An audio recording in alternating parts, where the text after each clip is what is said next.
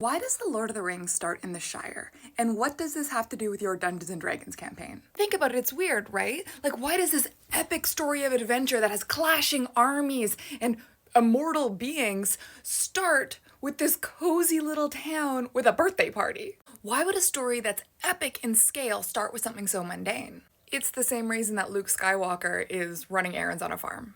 And that Simba plays with his friends, gets into shenanigans, and sings, "I just can't wait to be king."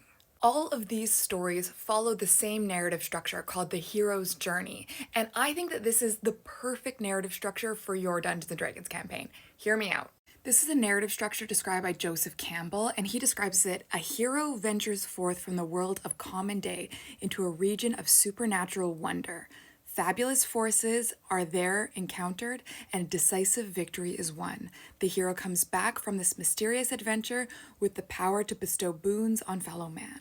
So Joseph Campbell has been criticized by overselling just how common this narrative structure is. He literally called it the monomyth, but it is really common in a certain type of story, an adventure tale, a supernatural adventure tale.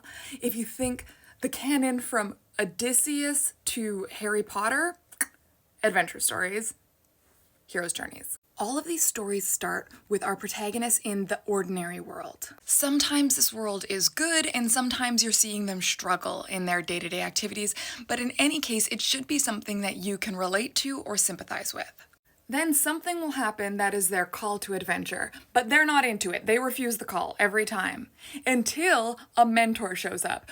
They also typically get a magical weapon of some sort. After that is when they cross the threshold. They move from their world into the magical world of adventure. And from there on, it's adventuring shenanigans. I think this structure works really well for a D&D campaign because that genre of high fantasy has seen this structure so many times. So even if people don't know the theory, the narratology behind it, they will still be familiar with this kind of path. Also, this story kind of has a funneling effect. It brings people together. In a lot of these adventures, there are crews of people. It's not just a solo hero. It's like the hero's journey, but heroes plural. There are a lot of different ways to play Dungeons & Dragons. You don't have to play it as an epic fantasy story. You can play it as a war game. You can play a dungeon crawler. There's nothing wrong with that. But if you're trying to set up this narrative scale of worlds colliding, saving the universe, I think it's really good to follow this structure in the beginning. I mean, if it was good enough for The Matrix, it's good enough for me.